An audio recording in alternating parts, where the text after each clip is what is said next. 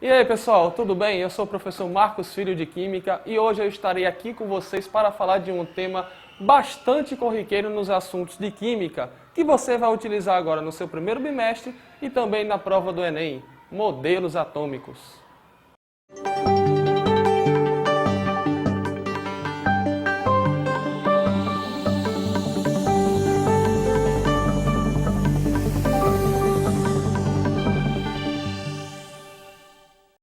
Bom, pessoal, a discussão sobre os modelos atômicos começou há muitos e muitos anos. Desde o início da Antiguidade, os filósofos Demócrito, Leucipo e Aristóteles já se questionavam sobre do que era constituído a matéria, do que fazia a matéria. Então, a discussão sobre a matéria começou lá na Antiguidade, com as deduções filosóficas. O mundo científico, o mundo experimental, ainda não se fazia presente nessa época. Então a gente pode ver, pessoal, que tanto Demócrito quanto Leucipo deram a sua contribuição filosófica para do que era constituída a matéria. Para eles dois, a matéria era constituída de átomos. Tomo significa uma partícula e esse A aqui é um A de negação, significa que era uma partícula indivisível. Portanto, para eles dois, o átomo era a menor partícula do universo. A gente pode fazer uma semelhança bem simples. Imagina uma folha de papel. Se a gente sair cortando, rasgando essa folha de papel com a mão mesmo, vai chegar o menor pedaço que vai ser praticamente impossível da gente rasgar. Esse menor pedaço a gente pode associar ao pensamento do átomo para eles dois. Beleza, galera? Pouco tempo depois, ainda no ramo da filosofia, no mundo das deduções filosóficas, veio Aristóteles. E ele disse que o seguinte, a matéria, tudo que existia na Terra, na verdade era uma combinação de 4 elementos básicos. Ar, terra, fogo e água. Então essa daqui, pessoal, foi a contribuição dos filósofos para o que a gente entende por matéria. Muito tempo depois, pessoal, com John Dalton, no ano de 1808,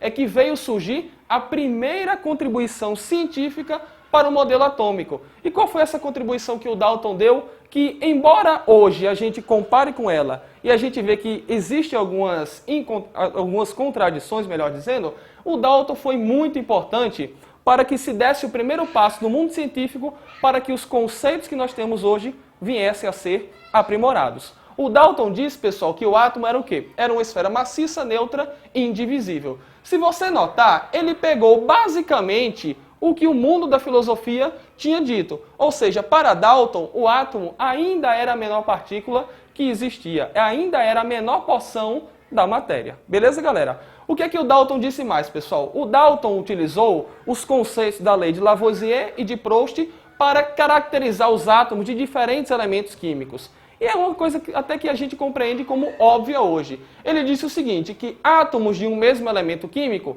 vão apresentar propriedades iguais. Que propriedades são essas? Massas, volumes, densidades. E átomos de elementos químicos diferentes apresentam, obviamente, propriedades distintas, diferentes entre si. Então a gente pode observar aqui, ó, átomos de hidrogênio, átomos de oxigênio, átomos de bromo. Você consegue perceber apenas pela ilustração que eles têm o quê? Volumes diferentes, eles têm tamanhos diferentes. Então essa foi a contribuição que o John Dalton deu para o mundo de quê? Para de como era constituído a matéria. Tranquilo, galera?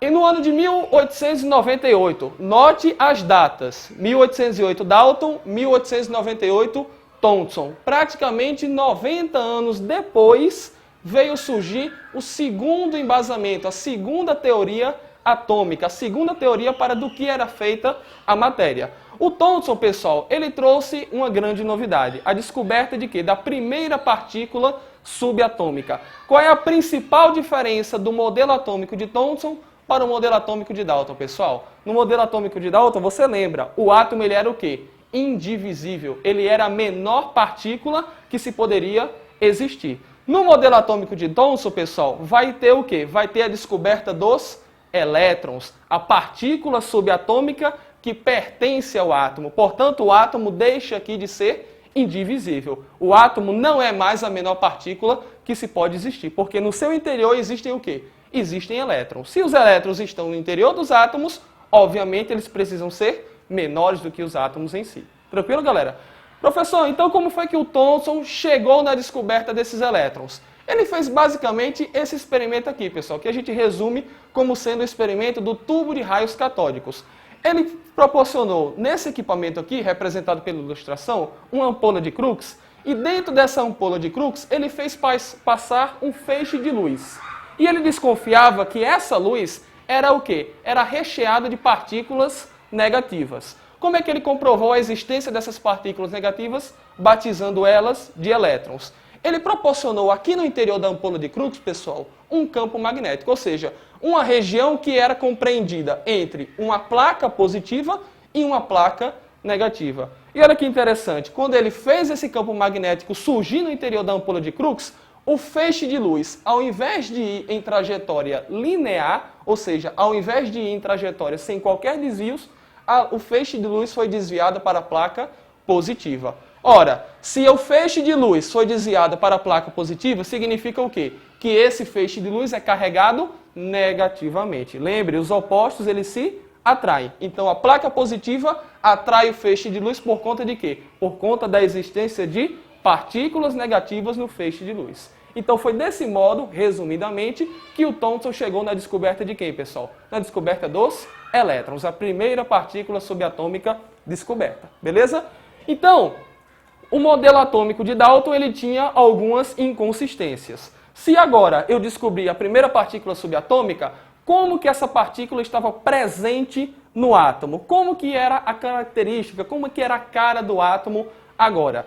O Dalton deu essa ideia aqui, ó. O Dalton disse que o átomo é em si uma esfera, beleza? Só que agora, pessoal, os elétrons eles estão o quê? Estão pregrados, estão incrustados na superfície dessa esfera. Professor, tudo bem. Houve a descoberta dos elétrons, os elétrons são de carga negativa. Significa dizer que o átomo ele é negativo? Não, pessoal. O que é que o Thomson disse? O Thomson continuou a dizer que o átomo ele é eletricamente neutro. Se existem elétrons negativos, deve existir alguma coisa positiva que neutralize a carga dos elétrons. Essa alguma coisa positiva, pessoal, é a própria esfera em si. Então, para Thomson, o átomo era uma esfera em si, carregada positivamente, com os elétrons incrustados nessa superfície, beleza? De modo que a carga de um era anulada pela carga do outro. Tranquilo, galera? Então, essa foi a contribuição do modelo atômico do J.J. Thomson, Joseph John Thomson. Tranquilo? A partir daí, pessoal, o que a gente nota é uma sequência de modelos atômicos, uma sequência de aprimoramentos dos modelos atômicos em intervalos de tempo cada vez menores. Atente para a data. Ernest Rutherford, 1911. Pouco menos de 15 anos depois do Thomson dar a sua contribuição científica para a comunidade a respeito do que era constituída a matéria da cara para o átomo. E o que é que o Rutherford falou a respeito do átomo? Pessoal, assim como o Thomson, o Rutherford também proporcionou a sua teoria baseado em um experimento científico. E esse experimento ficou conhecido como o bombardeamento de partículas alfa. Como é que foi isso? Ele pegou uma finíssima folha de ouro, recheada de átomos de ouro, obviamente, e proporcionou a essa folha choques, bombardeamentos com partículas alfa. Então, a folha de ouro, ela foi o quê? Ela foi bombardeada com partículas alfa, do átomo do elemento químico polônio, beleza? Então, pessoal, como é que foi o comportamento desse experimento em relação às partículas alfa? Essas setas que a gente representa aqui é a trajetória das partículas alfa ao irem de encontro com os átomos de ouro. Olha só, você pode ver, pessoal, que a maioria das partículas alfa aqui, representadas nas setas, elas ultrapassam o átomo de ouro sem sofrer qualquer tipo de desvio em sua trajetória.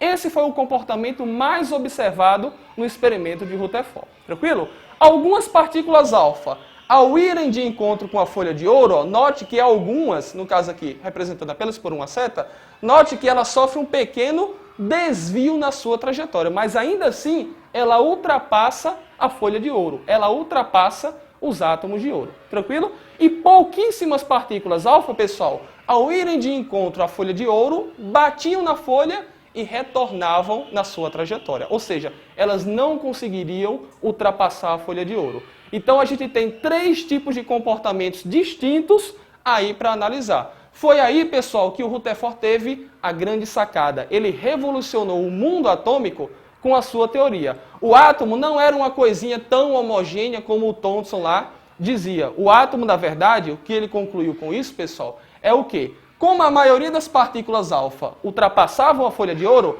ele concluiu o quê? Que o átomo era cheio de espaços vazios. Esses espaços vazios ele denominou de quê? De eletrosfera. O espaçozinho central do átomo, pequenininho, aquele onde a partícula alfa batia e retornava, onde as poucas partículas alfa batiam e retornavam, ele denominou de núcleo. Então agora o átomo ele compreendia duas regiões, pessoal, núcleo e eletrosfera. Na eletrosfera existem quem? Existem os elétrons, que ficam em órbita em torno do núcleo. E no núcleo vão existir quem? Partículas agora positivas, partículas subatômicas positivas, que ele chamou de prótons. Então aqui, pessoal, além da grande mudança na figura, além da grande mudança na cara do átomo, houve também a descoberta da segunda partícula subatômica, os prótons, que diferentemente dos elétrons apresentam cargas positivas. Tranquilo, galera? Então, mais ou menos assim a gente representa o modelo atômico de Rutherford. Com certeza, quando você imagina alguma figura, quando pensa em química, esse talvez seja a grande imagem, o grande modelo que vem à sua cabeça. Esse átomo aqui, pessoal, esse modelo aqui, é o átomo representando o modelo atômico de Rutherford. Ou seja, o núcleo aqui no centro, beleza? E os elétronzinhos aonde? Em órbita em torno do núcleo. Lembre, o núcleo ele é carregado positivamente porque nele se encontram prótons. E os elétrons, obviamente, são negativos, eles ficam girando em torno do núcleo. Beleza, galera? Então essa foi a contribuição do modelo atômico de Rutherford para a contribuição do que era, de como era feito o átomo. Bom, pessoal, depois do modelo atômico de Ernest Rutherford, em 1911, apenas 2 anos depois, um outro cientista veio a dar sua contribuição para o modelo atômico, Niels Bohr. E o Niels Bohr, pessoal, se preocupou em quê? Se preocupou em estudar a principal deficiência do modelo atômico de Rutherford, que era o quê? Não explicar como que os elétrons se movimentavam na eletrosfera. Imagina só, elétrons negativos, núcleo positivo. Deve haver uma atração entre eles, uma atração eletrostática. Então, por que os elétrons, ao invés de ficarem girando na eletrosfera, não se colidem com o núcleo atômico, já que vai existir uma atração aí entre cargas positivas e negativas? Essa explicação, pessoal, o Rutherford não deu na sua contribuição científica. E o Bohr tratou de estudar isso e tratou de aprimorar o modelo atômico de Rutherford. O que é que o Bohr diz, pessoal? O que é que o Bohr traz de novidade? Nota aqui como é que é o modelo atômico para Niels Bohr. O núcleo e os elétrons na eletrosfera. Até aí a gente não nota praticamente nenhuma diferença. Porém, a diferença primordial, pessoal, está na eletrosfera. Os elétrons na eletrosfera, eles estão distribuídos em níveis de energia, em camadas eletrônicas. Essas camadas eletrônicas aqui, pessoal, onde os elétrons estão distribuídos, eles apresentam uma certa quantidade de energia. É o que a gente chama de quantização. Na verdade, a eletrosfera ela está quantizada em níveis de energia. Essa energia de cada órbita, de cada nível, é o que mantém o elétron em órbita, é o que mantém o elétron girando e evite que ele se colida com o núcleo do átomo. Ao mesmo tempo que o elétron tem a energia suficiente para girar, ele também tem a atração do núcleo. Então ele fica em órbita lá se você deixar para todo sempre. Beleza, galera? Então foi assim que o Niels Bohr modificou o modelo atômico de Rutherford. Ele inseriu o quê? Inseriu o conceito da quantização. A eletrosfera está dividida em níveis de energia. Bom, pessoal, então aqui a gente tem representado um átomo com 4 níveis de energia. Repara só, um nível, 2, 3 e 4. Como é que está o comportamento da energia aqui nessas camadas? Esse é o primeiro nível, essa é a primeira camada. Então ele deve ter a energia menor. Esse daqui, ó, é o nível mais externo, é o que tem o comprimento maior. Então a sua energia, ela é a maior. Beleza, galera? Então lembre, quanto mais interno for o nível, menor é a energia. Quanto mais externo for o nível, maior a energia. Tudo bem? Isso daqui, pessoal, serve para o quê? Serve para explicar o modelo de emissão de luz de qualquer coisa que a gente tenha. Qualquer coisa que emita luz é explicado pela teoria da quantização de Bohr. Olha como é que funciona. Repara, eu tenho um elétron aqui na primeira camada do átomo de hidrogênio. Quando esse átomo ele recebe a energia de fora, que pode ser na forma de calor, de eletricidade, no que for, esse elétron, ele salta para uma camada mais externa. O elétron está numa camada mais interna, de menor energia. Ele vai saltar para uma camada mais externa, de maior energia, de maior valor energético. Por que ele vai dar esse salto? Porque ele está recebendo energia de fora. Essa energia que vem de fora tem que ser a energia mínima necessária para que o elétron salte, beleza? Então, quando acontece esse processo, pessoal, o átomo absorve energia e o elétron vem para cá, para uma camada mais externa. Só que esse elétron, ele não quer ficar ali, ele quer o mais rápido possível retornar para a sua camada inicial. Então, quando o elétron vai retornar para a sua camada inicial, está na segunda camada e retorna para a primeira camada, sua camada de origem. Aquela energia que ele absorveu no início, ele vai agora expulsar. Ele vai colocar para fora na forma de luz, na forma de comprimento de onda, que significa o quê? A luz. Beleza, galera? Então, todas as cores que você consegue ver, por exemplo, nos fogos de artifício, as luzes que estão nos postes de iluminação, na verdade são o quê? São transições eletrônicas que são explicadas pela teoria de quantização de Bohr. Bom, pessoal, então esse é o último modelo atômico que a gente estuda aqui, a nível de ensino médio. É até aí que o Enem pode nos cobrar alguma coisa. Só que é importante salientar o seguinte, pessoal, olha para cá. Esse é o modelo atômico de Bohr. Professor, significa que depois de Bohr, ninguém trouxe um aprimoramento melhor para o modelo atômico, não? Trouxe, pessoal. O modelo atômico atual, que a gente considera no mundo da ciência, no mundo da química, da física, o mais correto, é o modelo atômico da mecânica quântica, do físico Schrödinger.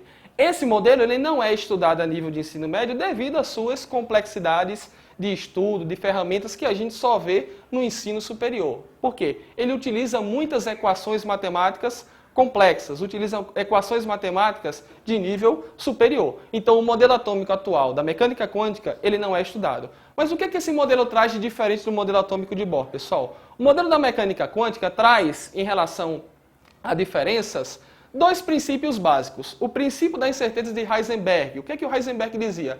Que é impossível de se determinar a velocidade e a posição do elétron no mesmo instante. E o princípio também de de Broglie. O que é o princípio de de Broglie? O elétron, ele não se comporta apenas como uma partícula, ele se comporta também como uma onda, como uma forma de energia. Então, pessoal, se a gente tivesse que imaginar, tivesse que trazer uma ilustração para o modelo atômico atual, seria essa daqui.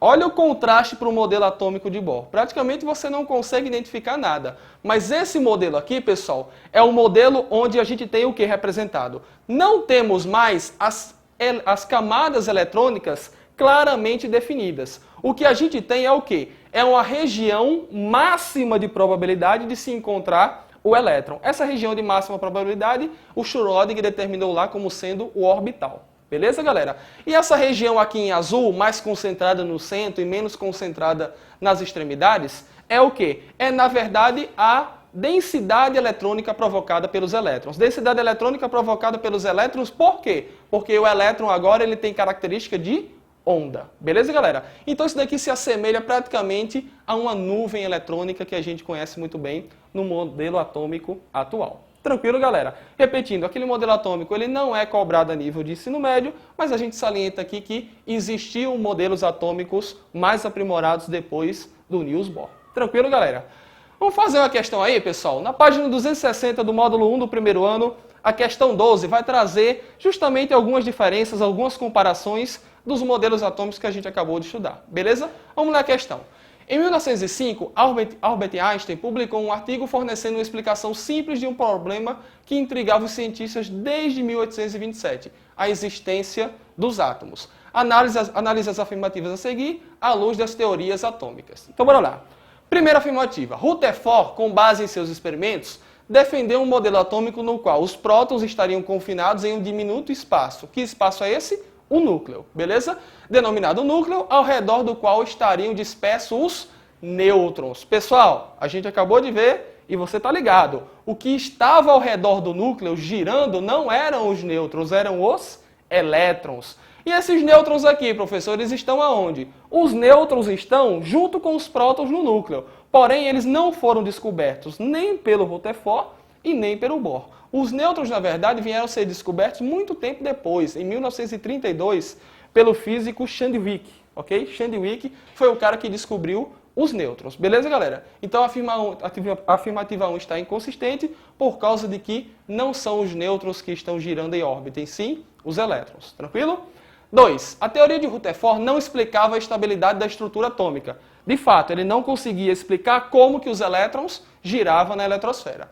Para complementar o modelo proposto, Bohr elaborou sua teoria sobre a distribuição e o movimento dos elétrons. Perfeito. Esse trabalho de Bohr, pessoal, em complementar o trabalho do Rutherford, foi em que sentido? Em dizer que a eletrosfera estava dividida em níveis de energia, em camadas eletrônicas. A quantização que ele chamou. Tranquilo? 3.